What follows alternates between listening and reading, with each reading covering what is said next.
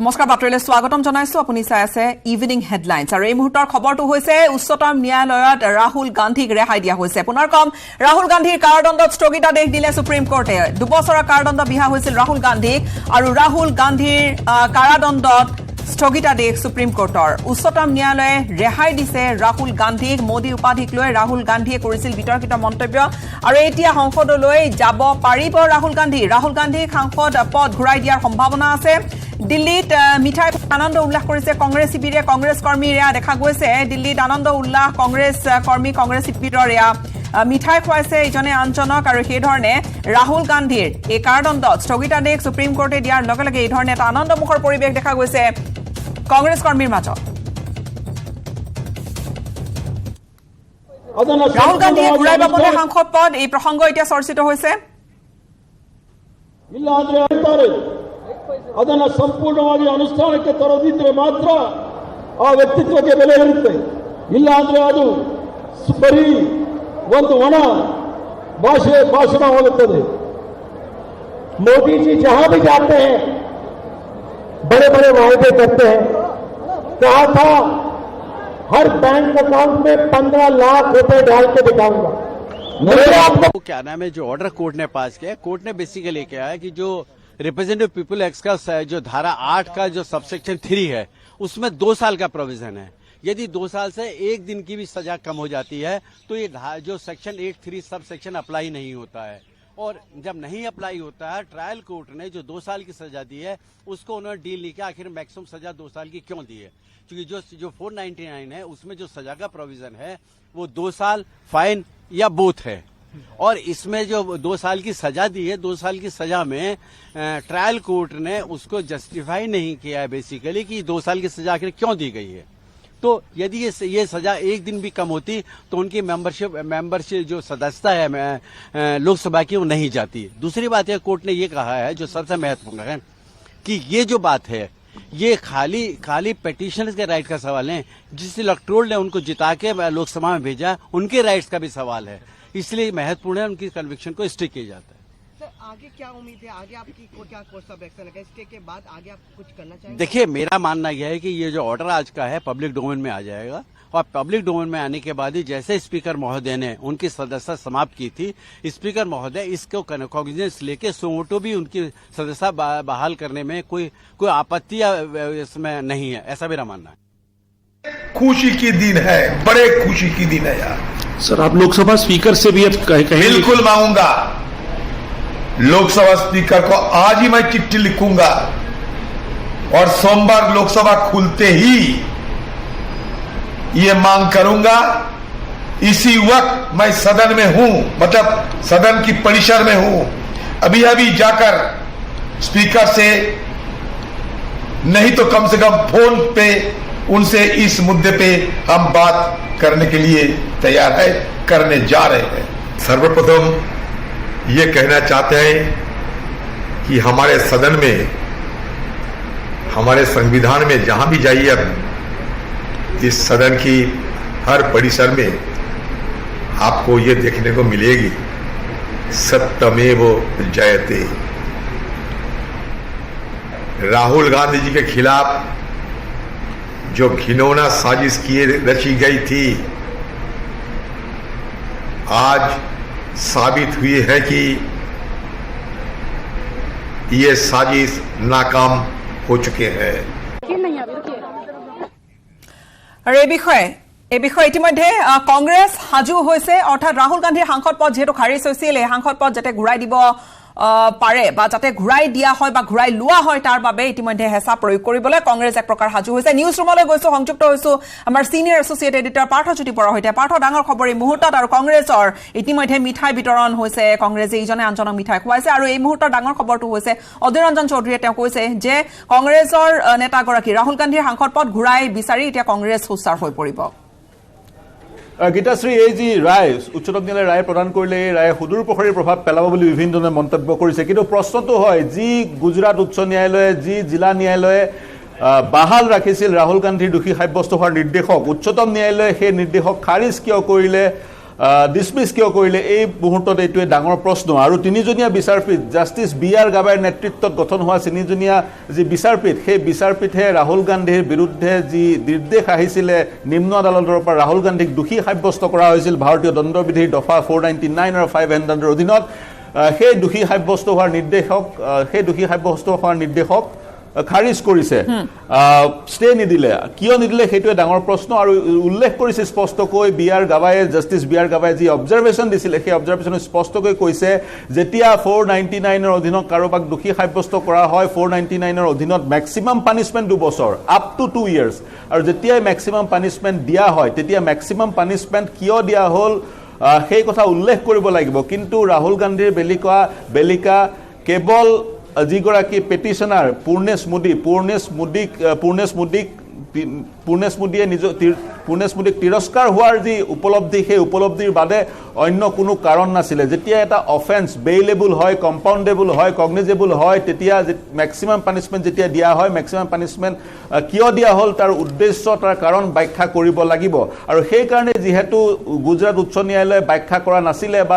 জিলা ন্যায়ালয়ে ব্যাখ্যা কৰা নাছিলে বা নিম্ন আদালতে ব্যাখ্যা কৰা নাছিলে গতিকে মেক্সিমাম পানিছমেণ্ট দিয়াৰ যি ব্যৱস্থা সেই ব্যৱস্থা খাৰিজ কৰিছে উচ্চতম ন্যায়ালয়ে স্পষ্টকৈ উল্লেখ কৰিছে 2 বছৰৰ পানিছমেণ্ট নিদি শাস্তি নিদি যদি এদিনো কম দিয়া হ'ল হয় ৰাহুল গান্ধীৰ যি সংসদ পদ সেই সংসদ পদটো বাহাল থাকিল হয় কাৰণ জনপ্ৰতিনিধি আইনৰ দফা 8(3) স্পষ্টকৈ উল্লেখ আছে কোনোবা যদি দোষী সাব্যস্ত হয় জনপ্ৰতিনিধি আৰু তেওঁৰ যি শাস্তিৰ ম্যাদ 2 বছৰ অধিক হয় 2 বছৰ বা 2 বছৰ অধিক হয় তেতিয়া তেওঁৰ যি সাংসদ পদ খাৰিজ হয় গতিকে সেই কথা চিন্তা কৰিয়ে সাংসদ পদ খাৰিজ কৰিবলৈকে নিম্ন আদালতৰ লাৰ্নেড জাজে মেক্সিমাম পানিছমেণ্ট যি দফা 400 আইপিচিৰ 499 ৰ অধীনত আছে সেয়া এক প্ৰকাৰ দিলে যেন প্ৰতীয়মান হৈছে উচ্চতম ন্যায়ালয়ে যাৰ পৰিপ্ৰেক্ষিতত যি দোষী সাব্যস্ত হোৱাৰ নিৰ্দেশ সেই নিৰ্দেশক ষ্টে কৰা হ'ল ইতিমধ্যে কনভিকশনৰ ষ্টেক নিৰ্দেশ কৰা হ'ল ইতিমধ্যে তেওঁৰ যি পানিছমেণ্টক পূৰ্বে নিৰ্দেশ ষ্টে কৰা হৈছিল স্থগিতাদেশ জাৰি কৰা হৈছিল আৰু আজি দোষী সাব্যস্ত হোৱাৰ নিৰ্দেশক স্থগিতাদেশ জাৰি কৰা হ'ল গতিকে ইয়াৰ অৰ্থ এইটোৱে লোকপাহাৰী গোচৰ উচ্চতম ন্যায়ালয়ত চলিছিল 2018 চনৰ লোকপাহাৰী গোচৰত যি জাজমেণ্ট দিয়া হৈছিল সেই জাজমেণ্টৰ অধীনত ৰাহুল গান্ধীয়ে সাংসদৰ পদ পুনৰ ঘূৰাই পাব লিলি থমাছ গোচৰৰ অধীনত তেওঁৰ সাংসদ পদ গৈছিলে লিলি থমাছ গোচৰ 2013 চনৰ আৰু লোকপাহাৰী গোচৰ 2018 চনৰ অধীনত তেওঁ সাংসদ পদ ঘূৰাই পাব লোকপাহাৰী কেছত কোৱা হৈছিল যদিহে কোনো দোষী সাব্যস্ত হোৱাৰ পিছত উচ্চ আদালতে সেয়া হাইকোৰ্ট ডিষ্ট্ৰিক্ট কোৰ্টে হওক হাইকোৰ্টে হওক সুপ্ৰিম কোৰ্টে হওক উচ্চ আদালতে যদি ষ্টে দিয়ে কনভিকশনত তেতিয়া জনপ্ৰতিনিধিয়ে নিজৰ এমএলএশ্বিপ সাংসদৰ পদ বিধায়কৰ পদ ঘূৰাই পায় গতিকে এজ পাৰ লোকপাহাৰী জাজমেণ্ট ৰাহুল গান্ধীয়ে তেওঁৰ যি সাংসদ পদ ঘূৰাই পাব এতিয়া যি ধৰণে স্পিকাৰে তৎপৰতা দেখুৱাই সাংসদ পদ খাৰিজ কৰিছিল সেই সমান তৎপৰতা দেখুৱাই সাংসদৰ পদটো তেওঁ ঘূৰাই চৌধুৰীৰ ভাষ্যৰ পৰা সেইখিনি কথা ইতিমধ্যে উমান পোৱা গৈছে যে কংগ্ৰেছে বিষয়টো এৰি নিদিয়ে আৰু কংগ্ৰেছ ইতিমধ্যে সাজু হৈছে কিন্তু এতিয়া সন্মুখত যেহেতু নো কনফিডেন্স মোশনৰ কথা আহিছে তেনে পৰিপ্ৰেক্ষিতত 8 তাৰিখৰ পৰা মণিপুৰ কাণ্ডক লৈ পাৰ্লিমেণ্টত ডিছকাশ্যন হোৱাৰ কথা 10 তাৰিখে এটা বিশেষ দিনো আছে আৰু তেনে পৰিপ্ৰেক্ষিতত তাৰ ঠিক পূৰ্বে এয়া ৰাহুল গান্ধীৰ বাবে এটা বৃহৎ থকা ৰাহুল গান্ধীয়ে তেওঁ ডিবেটত অংশ ল'ব পাৰিব নে নোৱাৰে গোটেইখিনি আচলতে নিৰ্ভৰ কৰিছে কিন্তু মূল কথাটো হৈছে কংগ্ৰেছ এক প্ৰকাৰ এটা শক্তি ঘূৰাই পাইছে নেকি কংগ্ৰেছ যথেষ্ট উৎফুল্লিত হোৱা পৰিলক্ষিত হৈছে মন কৰিব যেতিয়াই নিম্ন আদালতে ৰাহুল গান্ধীক দোষী সাব্যস্ত কৰিলে মোদীৰ উপাধিক তুচ্ছ তাচ্ছিল্য কৰাৰ যি গোচৰ সেই গোচৰত দোষী সাব্যস্ত কৰিলে তাৰ পিছদিনাই স্পীকাৰ ওম বিৰলাই তেওঁৰ সাংসদৰ পদটো খাৰিজ কৰিলে লোকসভাৰ ছেক্ৰেটাৰী জেনেৰেলৰ পত্ৰ আহিলে ৰাহুল গান্ধী হেজ বিন ডিছকুৱালিফাইড আৰু এতিয়া যিহেতু 8 তাৰিখে নো কনফিডেন্স মোশনৰ ওপৰত আলোচনা আছে মণিপুৰ সন্দৰ্ভত বিশদ আলোচনা হ'ব 10 তাৰিখে প্ৰধানমন্ত্ৰীয়ে নিজৰ বক্তব্য ৰাখিব তাৰ পূৰ্বে সাংসদ পদটো তেওঁ ঘূৰাই পায় নে নাপায় এয়া লক্ষণীয় হ'ব কংগ্ৰেছে চেষ্টা কৰিব সাংসদ পদটো যাতে তেওঁ ঘূৰাই পায় 8 তাৰিখৰ আগতে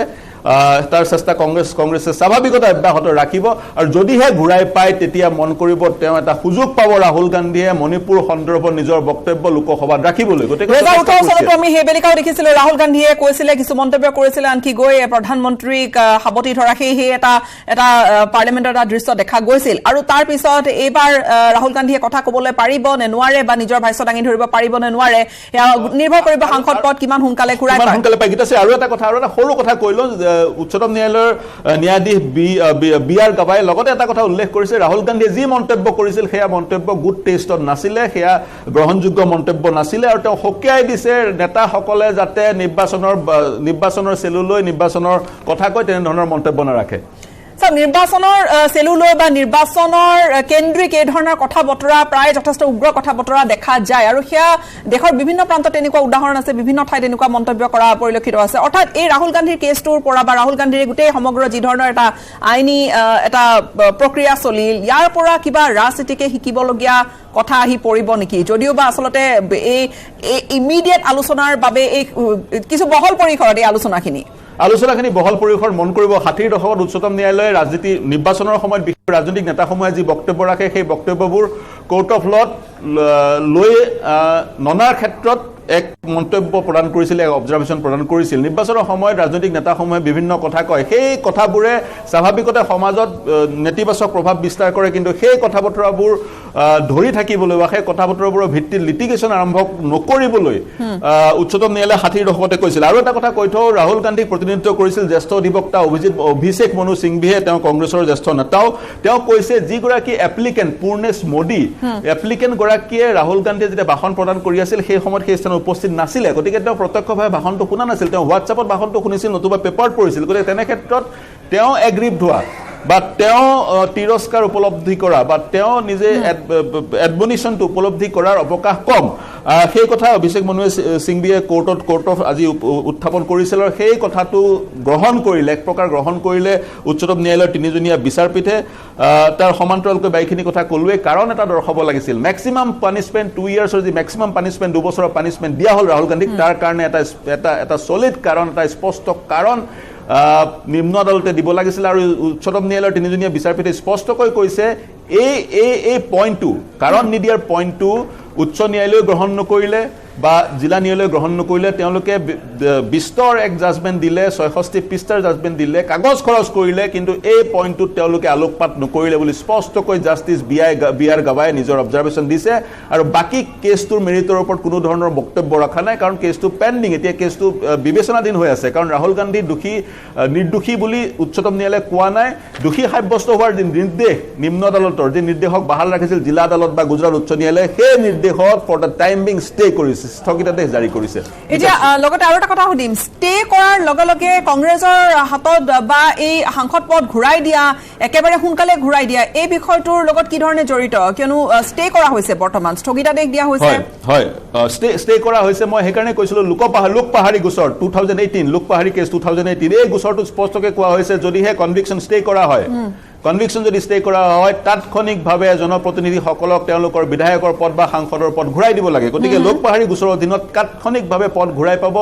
আৰু অনাগত যি 2024 চনৰ নিৰ্বাচনত অংশগ্ৰহণ কৰিব পাৰিব আৰু নিৰ্বাচনৰ কথা ক'বলৈ গ'লে পাৰ্থ ইতিমধ্যে নিৰ্বাচনী প্ৰেক্ষাপট সাজু ইতিমধ্যে হৈ গৈছে দেশৰ ইমূৰৰ পৰা সিমূৰলৈকে 24ৰ বাবে এক প্ৰকাৰ ৰণদংকা বাজি উঠিছে আৰু যি ৰাজনৈতিক দল তেওঁলোকৰ তৎপৰতা আমি দেখিছো বেংগালুৰুত ইণ্ডিয়া গঠন হ'ল সেই সন্দৰ্ভতো আইনী মেৰপেচ আৰম্ভ হৈছে আৰু ইফালে এনডিএৰো তৎপৰতা বাঢ়িছে তেনে পৰিপ্ৰেক্ষিতত বিশেষকৈ ইণ্ডিয়াৰ কথা লৈ আহিছো বিৰোধী উমৈহতীয়া মঞ্চ ৰাহুল গান্ধীৰ সাংসদ পদ ঘূৰাই পোৱাৰ আশাটো বা ৰাহুল গান্ধীৰ কাৰাদণ্ডত স্থগিতাদেশ অহাৰ এই বিষয়টোক লৈ ইণ্ডিয়া যথেষ্ট এতিয়া এটা নিজকে সবল স্থিতিত আছে বুলি হয়তো ভাবিবলৈ ইতিমধ্যে আৰম্ভ কৰিছে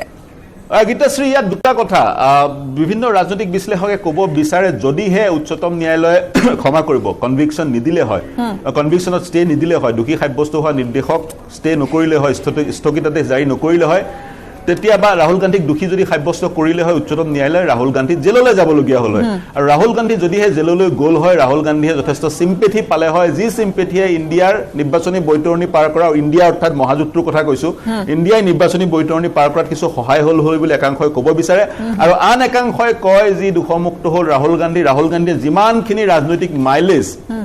পলিটিকেল মাইলেজ এই গোটেই প্ৰক্ৰিয়াটোৰ পৰা ল'বলগীয়া আছিল সেই মাইলেজ ল'লে তেওঁ ঘৰ খালী কৰিলে তেওঁৰ সাংসদ পদ গ'ল বা নিম্ন আদালতে বা উচ্চ ন্যায়ালয়ে তেওঁৰ দোষী সাব্যস্ত হোৱাৰ নিৰ্দেশক বাহাল ৰাখিলে তাৰ সেই গোটেই প্ৰক্ৰিয়াটোত তেওঁ যিমান চৰ্চালৈ আহিল বা যিমান চৰ্চাত থাকিল 24 মাৰ্চৰ পৰা গোটেই কথাখিনি আৰম্ভ হৈছিল ডিছকুৱালিফিকেশ্যন হৈছিল আৰু তাৰ পৰা আজিৰ তাৰিখলৈকে অৰ্থাৎ সুপ্ৰিম কোৰ্টে সৰ্বোচ্চ ন্যায়ালয়ে কাৰাদণ্ডত স্থগিতাদেশ দিয়া পৰ্যন্ত ৰাহুল গান্ধী কিন্তু চৰ্চাত থাকিল বা বৰ্তমান চৰ্চাত আছে পাৰ্থ আমি বিদায় লৈছো আপোনাৰ পৰা ধন্যবাদ আমাক এইখিনি সুন্দৰকৈ আপুনি বিশ্লেষণ কৰি জনালে যে বৰ্তমান কংগ্ৰেছৰ কি স্থিতি হ'ব পাৰে বা লগতে ৰাহুল গান্ধীয়ে কিমান সোনকালে হয়তো এই সাংসদ পদ উভতাই পাব পাৰে ধন্যবাদ পাৰ্থ देखिए 2019 में कांग्रेस के तत्कालीन अध्यक्ष श्रीमान राहुल गांधी ने कर्नाटक से बेंगलोर से 100 किलोमीटर दूर कोलार में एक जनसभा में ओबीसी समाज का बहुत बड़ा घटक मोदी नामधारी, मोदी सरनेमधारी, मोदी कास्ट, मोदी समाज, मोदी कम्युनिटी, इन सभी का अपमान किया था। उस समय हमने सूरत में ट्रायल कोर्ट में 2013 में ही हमने याचिका फाइल की थी। बाद में 2023 में ट्रायल कोर्ट में सभी कानूनी प्रक्रिया के बाद श्रीमान राहुल गांधी को 2 साल की सजा दी गई। बाद में श्रीमान श्री राहुल गांधी ने उस सजा के सामने सूरत की सेशन कोर्ट में कन्विक्शन स्टे के लिए याचिका दी गई थी। वहां भी उनकी कन्विक्शन स्टे नहीं हुआ। जो फैसला था हमारे पक्ष में आया। बाद में कन्विक्शन स्टे के लिए माननीय गुजरात की बड़ी अदालत हाईकोर्ट में भी कन्विक्शन स्टे के लिए उन्होंने याचिका फाइल की थी। गुजरात हाईकोर्ट ने भी कन्विक्शन स्टे नहीं किया। फैसला हमारी और आया। बाद में नामदार सुप्रीम कोर्ट में कन्विक्शन स्टे के लिए श्रीमान राहुल ने याचिका फाइल की थी। आज सुप्रीम कोर्ट में श्रीमान राहुल गांधी का कन्विक्शन स्टे किया गया है। इस कानूनी प्रक्रिया में हम इस सम्मानीय फैसले का स्वागत करते हैं और आने वाले दिन में जब अब सेशंस कोर्ट में ये मुकदमा हम चलने वाला है, वह हमारी ओर से, समाज की ओर से कानूनी जंग जो है, सच्चाई की वो गूंज जिसकी सबसे ज्यादा आवश्यकता है, सच्चाई की वो आवाज, निर्भीक निडर वो आवाज श्री राहुल गांधी की फिर सुनाई देगी, सरकार को जवाबदेह बनाते हुए और प्रजातंत्र की रक्षा करते हुए। श्री राहुल गांधी की डिस्क्वालिफिकेशन ऑटोमेटिकली आज से चली जाएगी। आज ही स्पीकर लोकसभा को, जैसे उन्होंने 6 घंटे में निर्णय कर दिया था, आज ही स्पीकर लोकसभा को अपना निर्णय स्थगित कर देना चाहिए, वापस ले लेना चाहिए। আন কিছু খবৰ আজিৰে পৰা গুৱাহাটীত 132 সংখ্যক ডুৰাণ্ট কাপ গুৱাহাটীৰ সৰুসজাত উদ্বোধনী মেচখন আছে নৰ্থ ইষ্ট ইউনাইটেড এফচি বনাম শিলং লাজঙৰ মাজত। এখন উদ্বোধনী মেচ আৰু খেলক লৈ দেখা গৈছে উৎসাহ। বিয়লি 6 বজাৰ পৰা খেল হ'ব আৰম্ভ আৰু ইয়াৰ পূৰ্বে 1.5 ঘণ্টাৰ এক উদ্বোধনী অনুষ্ঠান দৰ্শকৰ বাবে 4 বজাতে মুকলি কৰা হৈছে প্ৰৱেশ দ্বাৰ। অৰ্থাৎ ইতিমধ্যে যিসকল ক্ৰীড়া অনুৰাগী তেওঁলোকে প্ৰৱেশ কৰিবলৈ আৰম্ভ কৰিছে আৰু বৃহস্পতিবাৰে কলকাতাত অনুষ্ঠিত হৈছে প্ৰথমখন খেল। গুৱাহাটী, কলকাতা আৰু কোকৰাঝাৰৰ 6খনকৈ ষ্টেডিয়ামত ডুৰাণ্ট কাপৰ খেল অনুষ্ঠিত হ'ব। গ্ৰুপ 6টা আছে। 6টা গ্ৰুপত বিভক্ত কৰা হৈছে ফুটবল টিমসমূহক। অংশ ল'ব 24টাকৈ ফুটবল টিমে আৰু 24 আগষ্টৰ পৰা অনুষ্ঠিত হ'ব কোৱাৰ্টাৰ ফাইনেল আৰু যিখন ফাইনেল সেয়া কলকাতাত খেলা হ'ব অহা 3 ছেপ্টেম্বৰত। কলকাতাত হ'ব ফাইনেলখন আৰু 27 বছৰৰ পিছত, অৰ্থাৎ প্ৰায় 3টা দশকৰ পিছত এয়া প্ৰথমবাৰৰ বাবে। পূৰ্বে হৈছিল কিন্তু প্ৰায় 3 দশকমান হোৱা নাছিল। 27 বছৰৰ পিছত অংশগ্ৰহণ কৰিছে বিদেশী টিমে 3খন চহৰত এই 42খন খেল। আৰু এই মুহূৰ্তত আমি পুনে পুনে আমাৰ জ্যেষ্ঠ সাংবাদিক বিপুল বৰ্মনৰ সৈতে সংযুক্ত হৈছো। বিপুল বৰ্মন, ডুৰাণ্ট কাপক লৈ যি ধৰণৰ দেখা গৈছে উৎসাহ বা 132 সংখ্যক ডুৰাণ্ট কাপক লৈ 3খন চহৰৰ আয়োজন কেনেকুৱা, দেশৰ আটাইতকৈ পুৰণি ফুটবল টুৰ্ণামেণ্ট, আটাইতকৈ প্ৰেষ্টিজিয়াছ পুৰণি ফুটবল টুৰ্ণামেণ্ট, আটাইতকৈ পুৰণি আৰু সন্মানীয় প্ৰতিযোগিতাখন হ'ল ফুটবলৰ এই ডুৰাণ্ট কাপ 132 132 সংখ্যক এইবাৰৰ দুৰাণ কাপ আৰু ইতিমধ্যে যোৱাকালি যি বংগৰ মুখ্যমন্ত্ৰী পশ্চিমবংগৰ মুখ্যমন্ত্ৰী মমতা বেনাৰ্জীয়ে যে তেওঁ উদ্বোধন কৰিছিলে তাত দুৰাণ কাপৰ প্ৰথমখন খেলত যি মোহন বাগানে বাংলাদেশ আৰ্মীক 5-0 গলত পৰাস্ত কৰিছিলে আজি আমাৰ গুৱাহাটীৰ উদ্বোধনী খেল অনুষ্ঠিত হ'ব আৰু ইয়াত লাজঙৰ বিৰুদ্ধে নৰ্থ ইষ্ট ইউনাইটেডে জন আব্ৰাহামৰ দলে আজি অংশগ্ৰহণ কৰিব যথেষ্ট সংখ্যক যি দৰ্শক আজি ষ্টেডিয়ামত ইতিমধ্যে আমি দেখা পাইছোঁ অসমৰ মুখ্যমন্ত্ৰীও কিছু সময়ৰ পিছত ইয়াত আহি উপস্থিত হ'ব দেখিছে দীঘলীয়া দৰ্শকৰ শাৰী তেওঁলোকে নিজৰ নিজৰ গেলেৰীলৈ গৈ আছে আমি দেখুৱাইছোঁ এই মুহূৰ্তত আৰু ইয়াৰ পিছত অহা কাইলৈ কোকৰাঝাৰৰ যি সংস্কৰণ আছে সেই সংস্কৰণৰ তাত উদ্বোধনী হ'ব দুৰাণ কাপ মই পুনৰ এবাৰ কৈছোঁ এছিয়া মহাদেশ ভাৰতবৰ্ষৰ এখন অন্যতম পুৰণি আৰু এখন সন্মানীয় প্ৰতিযোগিতা যিধৰণে আমাৰ অসমৰ বা উত্তৰ পূৰ্বাঞ্চলৰ লোকসকলে বৰদলৈ ট্ৰফি বুলি ক'লে এটা সময়ত যিধৰণে গাৰ নোম শিয়ৰি গৈছিলে সকলোৱে বৰদলৈ ট্ৰফিলৈ ঢাপলি মেলিছিলে ঠিক তেনেধৰণে ভাৰতবৰ্ষতো যিকেইখন মেজৰ টুৰ্ণামেণ্ট আছে তাৰ ভিতৰত অন্যতম হ'ল দুৰাণ কাপ IFSC আছে বা ৰভাৰ্ছ কাপ আছিলে আৰু বৰদলৈ ট্ৰফি আছিলে কিন্তু যি ৰভাৰ্ছ কাপ বা IFSCৰ এতিয়া খেল কণ্টিনিউ হৈ থকা নাই কিন্তু যি ধৰণে দুৰাণ কাপৰ যি আয়োজন আৰু সেনাবাহিনী আৰু অসম চৰকাৰে পশ্চিমবংগ চৰকাৰে যুটীয়াভাৱে আয়োজন কৰিছে সৰুসজাই ষ্টেডিয়ামত পুনৰ দীৰ্ঘদিনৰ পিছত এক উদুলি মুদুলি পৰিৱেশ কাৰণ বিগত সময়ৰ যি ISLৰ খেলত দৰ্শকৰ সংখ্যা হ্ৰাস পাইছিলে কিন্তু আজি দুৰাণ কাপৰ কাৰণে ভিতৰৰ পৰিৱেশ কিছু সময় পিছত আমি পোনপটীয়া সম্প্ৰচাৰৰ যোগে আমি দেখুৱাম গতিকে এই মুহূৰ্তত ক'ব পাৰোঁ যে ইয়াতে আজি কেইবাটাও সাংস্কৃতিক কাৰ্যসূচী অনুষ্ঠিত হ'ব প্ৰিয়ংকা ভৰালীয়ে গান গাব ৰঞ্জিত গগৈৰ বিহুৱা দলে ইতিমধ্যে সাংস্কৃতিক কাৰ্যসূচী প্ৰদৰ্শন কৰিব মুখ্যমন্ত্ৰীয়ে উপস্থিত থাকিব আৰু ওপৰ আকাশ মাৰ্গেৰে সুন্দৰকৈ হেলিকপ্টাৰেৰে সকলোকে অভিবাদন জনাব ফুলেৰে তেওঁলোকে ফুল ছটিয়াব ওপৰৰ পৰা সেনাবাহিনীৰ লোকসকল আহি উপস্থিত হৈছে শীৰ্ষ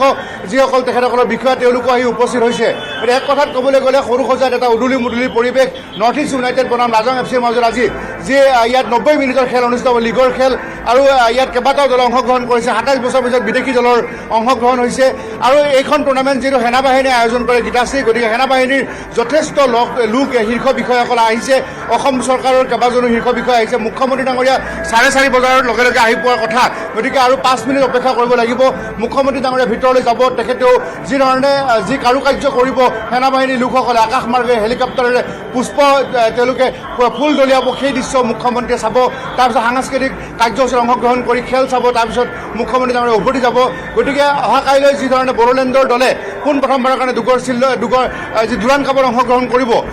মই দুৰাণ কাপৰ খেলত প্ৰথমবাৰৰ কাৰণে বড়োলেণ্ডৰ দলে অংশগ্ৰহণ কৰা এটা ঐতিহাসিক ক্ষণ বুলি ক'ব লাগিব অহা কাইলৈ মুখ্যমন্ত্ৰী ডাঙৰীয়া বা BTRC প্ৰমোদ গৌৰ তাত উপস্থিত থকাৰ সম্ভাৱনা আছে গতিকে তিনিটা ভেনু কলকাতা আৰু গুৱাহাটী আৰু কোকৰাঝাৰ তিনিও ভেনুতে দেখা গৈছে 6খনকৈ ষ্টেডিয়ামত আৰু আপুনি ইতিমধ্যে কৈছে যে প্ৰায় 3টা দশক অৰ্থাৎ 27 বছৰ মানৰ মূৰত এয়া বিদেশী টিমে পুনৰবাৰ ভাগ লৈছে দুৰাণ কাপৰ ইতিহাস আছে দুৰাণ কাপৰ খেলক লৈ উৎসুকতা আছে আৰু বহুদিনৰ মূৰত এক সৰুসজাইত এতিয়া এক উদুলি মুদুলি পৰিৱেশ হয় অপেক্ষাত আছে গতিকে আমিও দৰ্শকক ক'ব পাৰোঁ যে লাজং শ্বিলঙৰ এটা সময়ৰ আই লীগৰ চেম্পিয়ন দল লাজং বনাম নৰ্থ ইষ্ট ইউনাইটেডৰ খেল গতিকে কিছু সময়ৰ পিছত আৰম্ভ হ'ব সৰুসজাই ষ্টেডিয়ামত গীতাশ্ৰী হয় বিপুল বৰ্মন তাত বহু লোক আমি দেখিছোঁ খেল চাবলৈ আহিছে নিশ্চয়কৈ তেওঁলোকৰ পৰা যদি পাৰে অকণমান তেওঁলোকৰ পৰা যদি ভাষ্য গ্ৰহণ কৰে কিমান এক্সাইটেড হৈ আছে নৰ্থ ইষ্ট ইউনাইটেড FC আৰু শ্বিলং লাজঙৰ প্ৰথমখন মেচ গুৱাহাটীৰ প্ৰথমখন মেচ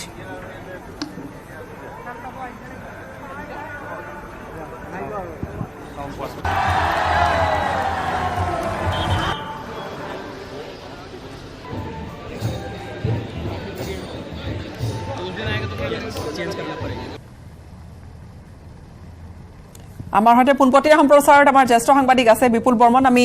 পৰৱৰ্তী সময়ছোৱাত পুনৰ যাম তেওঁৰ ওচৰলৈ কিন্তু এই মুহূৰ্তত দেখুৱাইছোঁ এই ধৰণে উৎকণ্ঠা ক্ৰীড়া অনুৰাগীসকলৰ মাজত ফুটবল অনুৰাগীসকলৰ মাজত আৰু দুৰাণ কাপ আটাইতকৈ পুৰণি এছিয়া মহাদেশৰ এক টুৰ্ণামেণ্ট এই টুৰ্ণামেণ্টৰ এটা ইতিহাস আছে আটাইতকৈ সন্মানীয় টুৰ্ণামেণ্ট বুলি কোৱা হয় বিশেষকৈ দেশৰ দুৰাণ কাপক লৈ সেনাবাহিনীৰ দ্বাৰা যি আয়োজন কৰা হয় দুৰাণ কাপক লৈ ইতিমধ্যে কৈছোঁ 43টাকৈ টিম 6টাকৈ গ্ৰুপ আৰু এই ধৰণে 3টা ভেনিউৰ 6টা ষ্টেডিয়ামত বা 6খন ষ্টেডিয়ামত অনুষ্ঠিত হ'ব কলকাতাত অপেনিং মেচ ইতিমধ্যে হৈ গৈছে আৰু তাৰ লগতে গুৱাহাটীৰ যিখন খেল সেই গুৱাহাটীৰ খেলখন আজি আছে 6 বজাৰ লগে লগে খেল আৰম্ভ হ'ব গুৱাহাটীৰ খেলখন নৰ্থ ইষ্ট ইউনাইটেড FC বনাম শ্বিলং লাজং